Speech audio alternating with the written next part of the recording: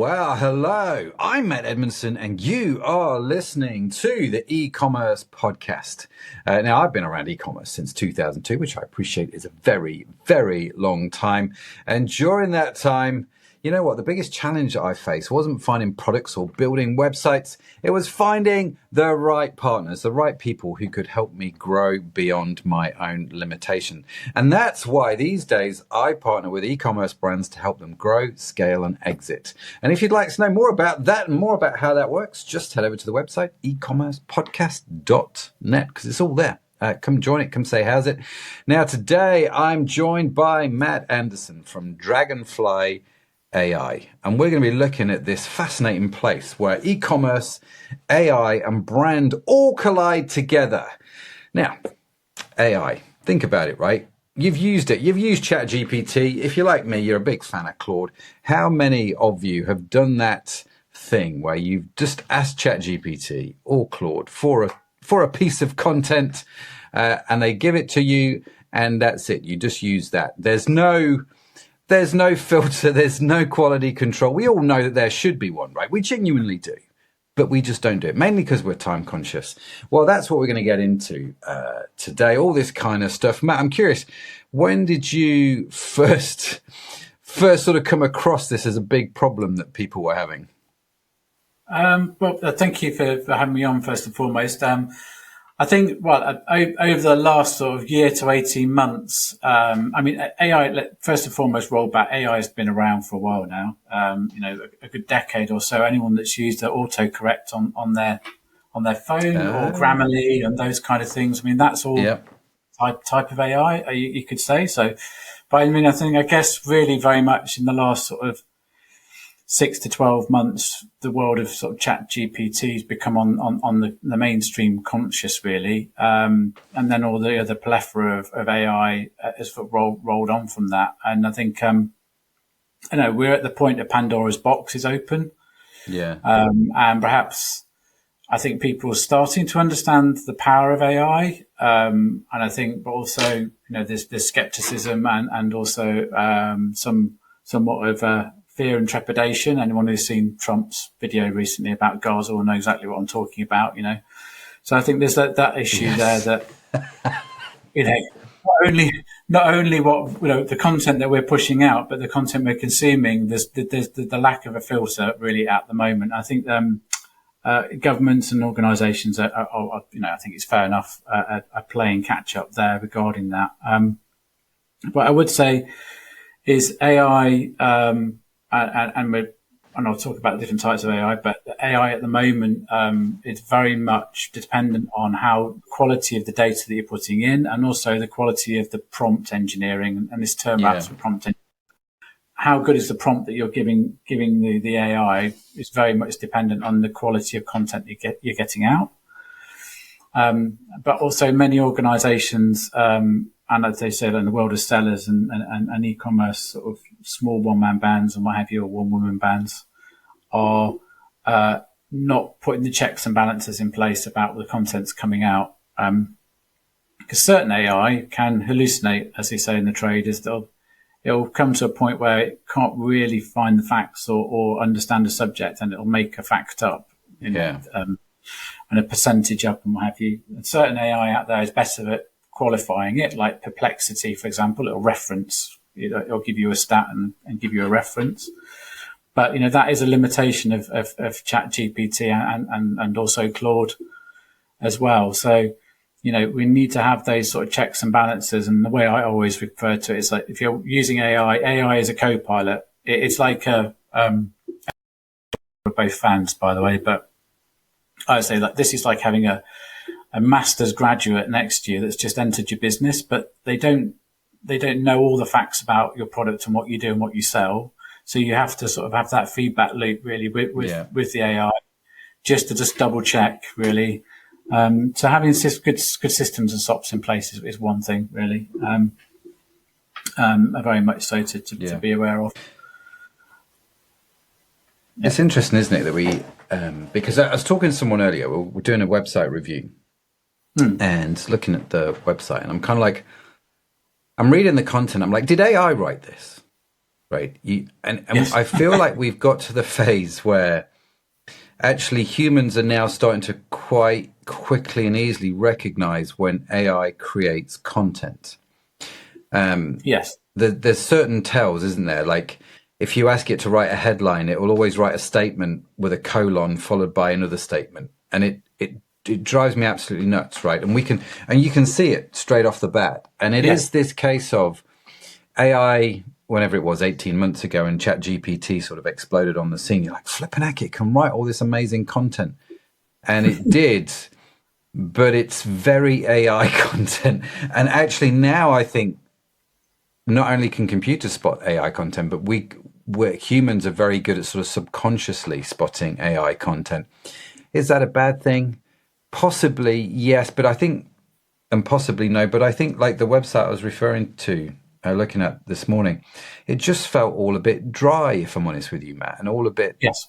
all a bit dull. And I think this seems to be with the default kind of prompts. Like if you go to ChatGPT and say, give me some product copy for this widget, it's just going to give you fairly average content because it's taken the sum of all the parts from the website to create that content, I would have thought. Yeah, I think it's referencing the content within the large language model. Essentially, a lot of the generative AI, which is like if you look at step by step by step, it's basically learning through machine learning. So it's going, oh well, you said this and you said that, so you most likely mean this.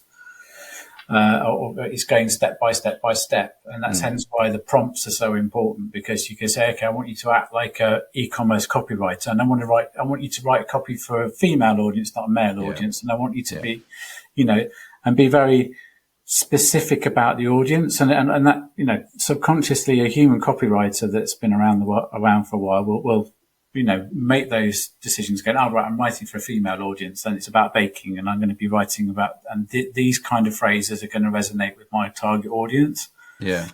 AI doesn't know that to start off with, so you have to sort of give it those prompts to sort of steer it down the right track. And also you can refer a little tip for when using Claude, you can write a piece of copy yourself and go, Claude, now you've looked at like the bare bones of this article, can you this piece of text as a tone of voice and write it in my tone of voice, and you'll get a better output. So giving the AIs those steers are very important, because I think, we perhaps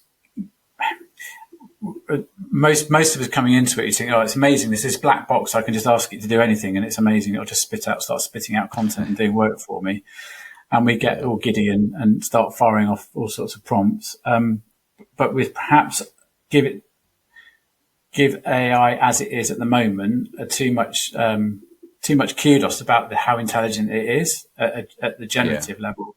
But there's the next wave of AI, and I'd say like the better ones out there, the Claude, the DeepSeeks, the Grok is pretty impressive as well. Are starting to work towards a generative AI. So generative AI is basically starts to use initiative. So you can imagine like your grad analogy. When you've had a grad work for you for sort of 18 months, 2 years, they start to be able to, oh, right, well, they know the ropes, they know what's good and what's bad, and they can use their own initiative.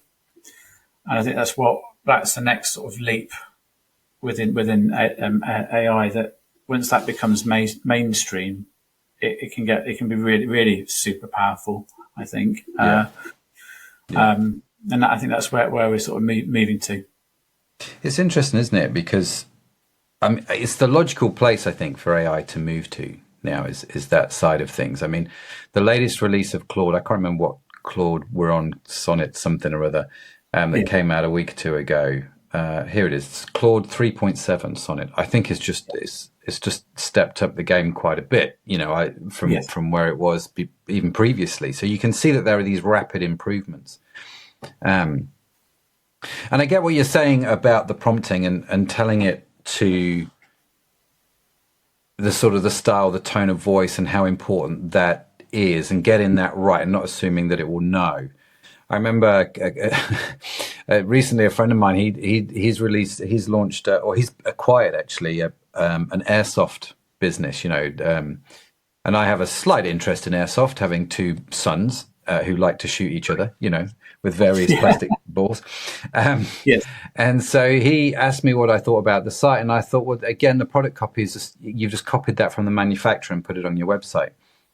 And so within sort of 10 minutes of playing around with some prompts on ChatGPT or Claude, I can't remember which one we used because that was the one that he had. We found that actually, if we put into ChatGPT, can you please rewrite this copy in the style of a James Bond novel? Yes. Right. And actually, and by the way, you're aiming at people who want to be James Bond in their sort of 20s and 30s, right? Who feel like they should belong to some secret service type affair. And actually, it did a really good first job. So if you just take the copy and tell it to rewrite it, it's still going to be boring. But giving it this direction, giving it that prompt, it was some of the best product copy I've read for a long time, actually, when we introduced this idea of being James Bond. And I think giving Claude and ChatGPT that information just really is helpful. So I think what you said is just super important. Get the prompts right. Understand your tone of voice. And I think understand your tone of voice as it relates to your client, I would have thought, who your customers are and what makes sense for them. And I think that's going to have a big impact just on the copy on your website. So now we're moving into generative AI. And by the way, just to say, ladies and gentlemen, if you are enjoying conversations like this, then why not come and join our monthly cohort calls? We've got one in Australia. We've got one in the UK. We're just about to start one in the US. They're basically free calls. Basically, we jump on Zoom as founders, e-commerce founders. We share ideas, share thoughts, and just figure out how we can do e-commerce better. So if you are in the e-commerce space and would like to join our cohort, why not? Come network, come meet with people. More information at ecommercepodcast.net. Ad break over, Matt. So let's talk about generative AI. This is, like you say, I like, again, your graduate. This is where they've learned a little bit, and now they're starting to be a lot more creative and a lot more playful. This is where I think people start to get a little bit more scared, though, because if I think of Cyberdyne Systems, from Terminator, it started to learn. Yes. And then Sarah Connor and all that sort of stuff had to happen. So how have you put all of this together? Are you excited by it? Do you think we're all going to, get taken over by robots? Well, I think they're taking a step back, and they obviously disclaimer, I'm working in AI, so obviously clearly I'm going to be pro it. But I mean, I think, listen, when back in the day when the Ford motor car was being rolled out and everyone was riding around in horse and cart, they said everyone's going to lose their jobs and it's going to be bad for business. The motor car was, people were quite skeptical of it when it first came out. And I think, AI is another layer of technology. Will it ever be to the level of like the Terminator? No, it won't do. But on the flip side, I think it could actually have a lot of good powerful use within the world of research. Is one area, for example. I've got AstraZeneca down the road, and the use of AI when reviewing clinical tests, huge, massive data models, which would take hundreds of grads years to decipher. AI could actually do a ton of heavy lifting there. If you think of bring it into the world of e-commerce, things like keyword research and understanding buying intent and how and why people are searching for a product online, that's a certain passion of mine, coming from my sort of performance marketing background as well. But having an AI that can actually do an awful lot of that heavy lifting and give really good insights into demographics, where people are searching from worldwide, really deep diving into that information and giving you really clear, actionable insights at a rapid pace. I mean, that's fantastic. So I just think the amount of years I've spent probably sat staring at Excel spreadsheets, and you're probably the same. It's it's probably a good thing. But so I think that's it. It has actually got a lot of good that it can actually bring to the world, and actually reduce a lot of the mundane work. And there'll be new kinds of jobs and new kinds of work that's opened up because of it, basically. So I think that in the world of research, advanced engineering, medicine, all those sort of areas that it will actually open up the jobs. It'll make things more accessible, basically, and those kind Especially of companies in like e-commerce, the right? Ashtons of this world, and e-commerce as well, So you think that there's a whole sort of e-commerce brand, a sort of ecosystem which was sort of exploded on the back of the Amazon aggregators a few years back. God rest their souls at Thrasio, but that made a lot of very wealthy people. But essentially, rather than having to be a massively well-funded aggregator like Thrasio was, you're having individuals or small groups of people launching brands and being able to sell a lot of product very quickly and, get to market faster than the Procter and Gambles of this world.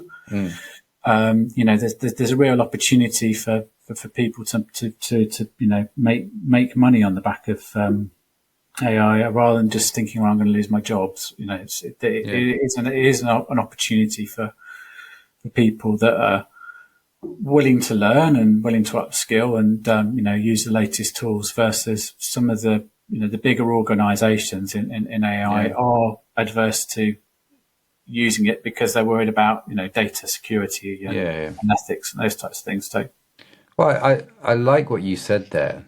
Yeah. That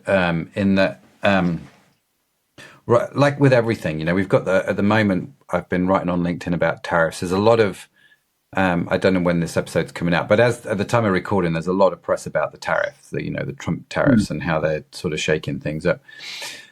And what happens is when things like this happen is people panic and they make decisions, reactionary decisions rather than strategic decisions. And I think when there are quantitative leaps like in AI, actually sitting back and making a strategic decision is really important. And so understanding the tools, understanding what it can do for you. And I love this idea that you said you can now, using these tools, in effect, you've got a research scientist working for you full time. Yes. They don't complain. They go away. It's a brilliant thing. And so taking that data, if you know how to use the tools, because you are not Procter and Gamble, because you are not the Titanic, you're a speedboat, you can be super nimble and bring something to market way quicker than they can, and take advantage of the opportunities that the bigger companies can no longer do, because they've always had this issue, haven't they? They've always been constrained by their size and their processes and how they do things. And I think in some respects, what you're talking about then is generative AI becomes a great leveler, doesn't it, for entrepreneurs? Absolutely, 100%. And I think if you layer on that concept with AI agents that are working within the consumer journey already, Rufus being one of them within Amazon world. Yeah. I'm a guy and I need a razor, but I'm looking for a waterproof razor that's I can use on the go when I'm traveling, and I can ask the AI that and go off and find me. Here's my budget. Go off and find the best ones in the market, and I want it to be sustainable. I'm not going to buy from the US because of the tariffs. I'm going to buy Germany or whatever it may be. The consumer has lots of fickle means to buy a product, and you can ask an AI agent like Rufus those questions. It'll go off and return the product. Yeah. So it's a great leveler. Whereas the Procters and Gambles and the Unilevers and the Rackets of this world are there dominating the physical shelf in the store. They're using their sourcing and heft in a marketing sense to be there and keep the little guys and girls out.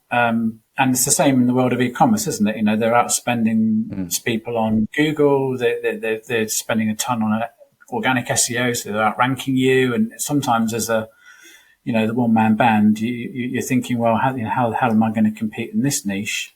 Yeah. Whereas the AI will be a great lever of that, of going, actually, well, no, I'm going to go off. I'm going to be agnostic to brand. I'm not going to follow the big logos or anything like that, but I'm going to go off and find the best product for you, consumer. Yeah. So the consumers have got the research agents as well. So I think you've got like the entrepreneurs and the consumers are, well, hopefully, and we've all spoken about to our friends, the latest product that you've just found, and God, only if I'd found this thing earlier, guys, but it's absolutely brilliant. I've just found whatever it may be, the Dysons of this world before vacuum cleaner bags were a good thing. That Dyson was nowhere to be seen because the big boys in that market were pushed them out. So, but now AI would be a great leveler with entrepreneurs like Dyson, because they would be able to get to market way faster through prototype testing, and also be found by the consumer faster as well. Yeah, it's fascinating, isn't it? I like this idea. I am intrigued, actually, how AI is now starting to impact how we search for products. So it used to be, if you wanted something from any website, Amazon or whatever it was, you kind of had to know what it was you wanted, right? And if you didn't know what you wanted, like when we had the beauty site, we had blog posts after blog post after blog post to try and help you understand, if you have this skin condition, you might want to try these products, to bring that education. And we did it through blogs, did it through YouTube videos, and all that sort of stuff to help consumers figure it out. Now, I go to Perplexity and I say to Perplexity, I was after some, what product was I after the other day? That I bought, the electrolyte drinks, right? So when I'm at the gym, I wanted an electrolyte supplement that I could take. What's the best supplement that I should take for electrolytes? This is my exercise. This is what I do. Go away, find out, come back to me and tell me. And it goes away and it comes back. Now, whether it's the right one for me is another story entirely. But the fact is that we are now outsourcing, and with Amazon, with Rufus, like you say, a friend of mine, he developed, Ross Hetherington, who owns Snapify Marketing. He developed a search engine where you would put in your problem, and using AI, it would find products that would solve your problem, right? Yeah.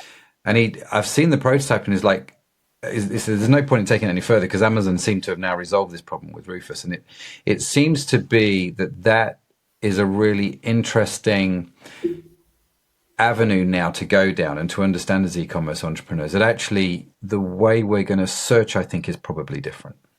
Yeah, absolutely, 100%. It's going to.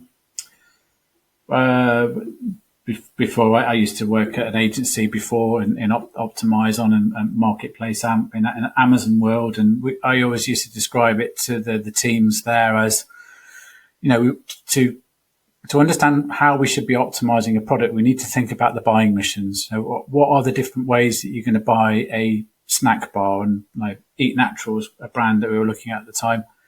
And you think, it could be a snack bar, and I'm just hungry, and I've got teenagers in the house, and they just need snack bars to fill them up. One buy mission. Another one is, I'm a gym monkey, and I want protein bars, and I want something with protein, so I can stack up on protein after I've been in the gym. Another way is actually it's also a vegan bar, and I'm a vegan and I don't want anything. So consumers come at a product in different angles. To figure out their needs and wants is really important. And I think that if you as an entrepreneur and as an e-commerce entrepreneur, this is where I was talking about, like, brand and e-commerce and AI really meet in a perfect match. It's like and I'm launching my own brand later this year, by the way. I'll take you through the thought process. I'm looking at, okay, well, I've spotted a niche that I think I can get in. It's not too much of a large niche, but I think I can. If I hit it right, I could generate enough income to get me to the next level and then expand there, which is great. That's a good tick. Right, then I can deploy my AI agents and go, okay, well, let's look at this niche. What do people like about products? What don't they like about products? What pain points have they got? What issues have they got? And then figure out why people would want a product or need a product. And it's that need point. It's really, it's like, what's itch is this not being scratched by the competition or the big boys. And I think it's really that's at a point where, as an entrepreneur, you can go, okay, well, that product doesn't exist. Well, let's go off and create that product, and then we know how to market it in that niche, and then go after it from that point of view. Or I can create a different category altogether because there's needs and wants from consumers here that are not being met by them. So I think that's really super interesting that you can actually develop source products based on the needs and wants in a category that perhaps aren't even being fulfilled by the competitors. And then adapt your marketing to really target them as well. Yeah. I think it's a really interesting space, particularly if you can get AI to go off. Haven't quite nailed it quite yet, but I spotted an AI, the Wonder Family. I don't know if you've seen that. It's called Steve. They've literally just launched it. So there's an AI that you can give it a niche that you want to target, and then you can sort of decide on a product, and it'll go off and then source that product and send out the emails to suppliers and set up a competitive contender, and then get it all for you as well. So in theory, I haven't, that's something that's being launched at the moment, but in theory, you could actually get a very slick system in place, basically. So I think that's sort of, and so there's some really, really cool tools out there. It's really interesting, isn't it, how people are using AI now to help them. It's like, what's the most boring part of your job? Finding the products, getting the tenders and all that sort of stuff. So it's just go do that. I want to come back to your brand if that's okay, but I guess this is a good point to ask. What tools then are you using to launch your brand, and what tools should e-commerce entrepreneurs be? I mean, we've touched on GPT as an obvious one. Claude, I think, is much better for content than GPT, but that's just, my personal preference. Yes. Well, we agree. This is a beautiful thing. So what else should we be thinking about? What tools have you found that you think, actually, this is a really clever thing that they're doing right now? Well, you mentioned one, or carry on the agreement, is there's Perplexity. It's a great tool for product research. If you wanted to dig into the demographics and just provide a quick overview of a category. So that's great. Also, shameless plug of Dragonfly, which is where I'm working at the moment, and that'll allow the user to scan any content, physical or online, to 89% accuracy of the human eye, and decide about which product or which image will gain more attention and you're more likely to click on it before you launch it, basically. And that works on the physical shelf as well, because obviously, picking off the product off the shelf, that standout on shelf is really important as well for packaging. So that's a really good tool. There's tools like PickFu out there, which has been around for a while, but they've got some good, interesting AI capabilities in that. So you can, when launching your product, you can have different logo types or different concepts and then launch them out to small groups of people, get some feedback, but the AI will summarize their overall feedback as well. So that's really, really cool. I think there's some good starting points there, really, to look at. And there's some good tools like make.com, which help. It's a bit like Zapier. Yeah. Connecting sort of a better version, isn't it, really? Yeah, basically. I think that's a good tool, really. Yeah. But I would say is, we're going back to sort of opening up Pandora's box and people being absolutely swamped with lots of different products out there that you can use. And I haven't even touched upon visual and video AI, which is, some of it is just absolutely mind blowing. I don't know if you've seen any of it, like Kling and RenderNet and the like. It's really just start small. What is that really boring? Because if you're not passionate about doing something, you're never going to A, be really good at it, or B, make a lot of money at it, in my view. Yeah. So let's find that really boring thing that's taking up a lot of time in your business and just focus on that one thing and just get a system that's nicely polished and you've got a human being checking it before it goes out, sort of thing. and then move on from there would be my advice, because Yeah. it can be overwhelming just for the amount of time it takes from learning these new tools, obviously, but also, the costs start ramping up as well. Yeah. Before They do. you're spending like sort of £5 or £6 a month on these. It's easy, isn't it? It's easy to do. Yeah. And I think there's an opportunity cost, isn't there? Because for me, I've spent a lot of time understanding. At the start, I spent a lot of time understanding GPT and Claude when they came out, and understanding how AI works. And I think I can use those both relatively quite well to get out of it what I want to get out of it. But I'm also aware that how I use Claude now is very different to how I used it a year ago. There's this sort of perpetual learning, isn't there, and staying on top of things, because it's not like stationary. It's not like Microsoft Word, where once you've figured it out, you're fine for the next 20 years. Yes, You may be fine for the next 20 minutes. So there's this perpetual learning. So there's the actual costs of the software, but there's also the opportunity cost of having to stay on top of it. So I do like what you said. You've got to pick your tools wisely, haven't you? Otherwise, you're just going to get swamped and overwhelmed with the whole thing. And so understanding what's having the biggest impact on your business, I think that makes a lot of sense. Pick sort of 2 or 3 and then just get really good at them, and then add. It's a bit like social media, isn't it? I suppose you could be on every social media platform, but it's probably not good for you. Just do 1 or 2 really well.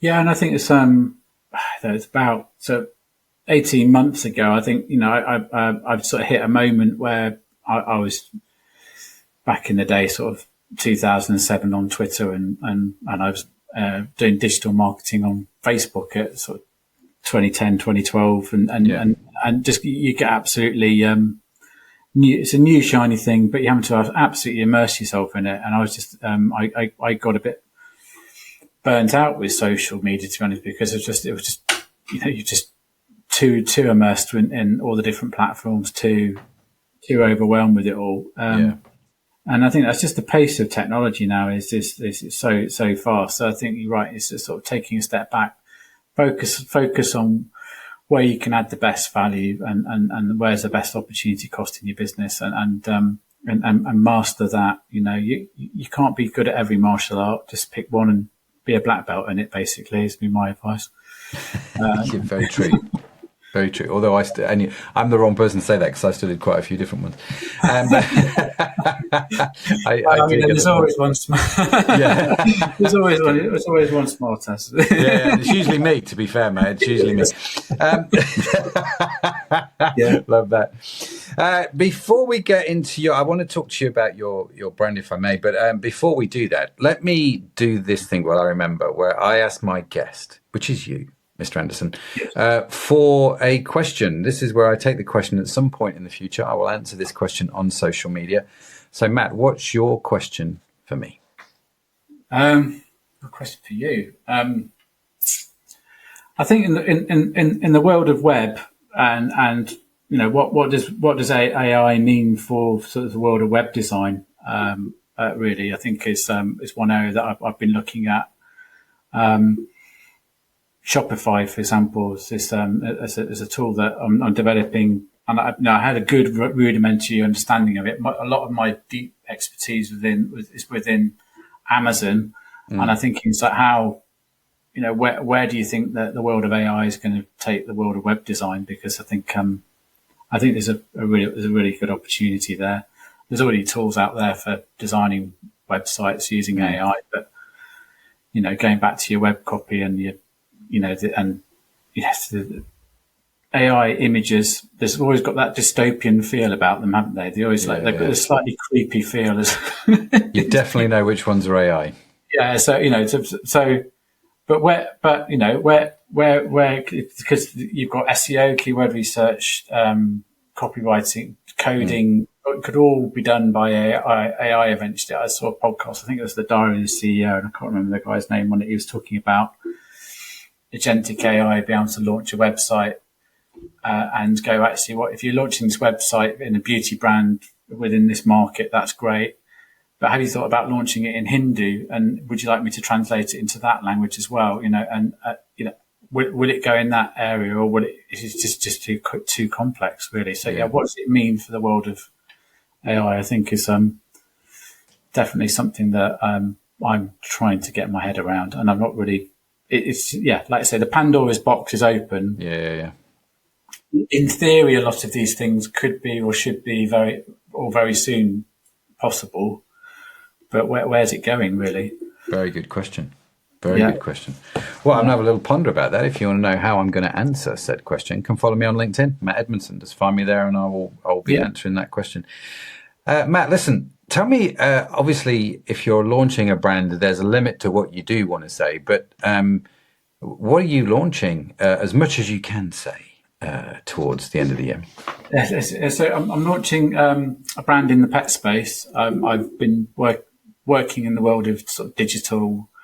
I worked with a number of pet brands previously, like within Mars Pet Care, so Spillers and Trill and You Move and Gilbertson and Page and brands like that. So I am passionate about the pet industry. It's growing significantly, and I'm very interested in health around animals, like within cat and dog, and around anxiety and the like, and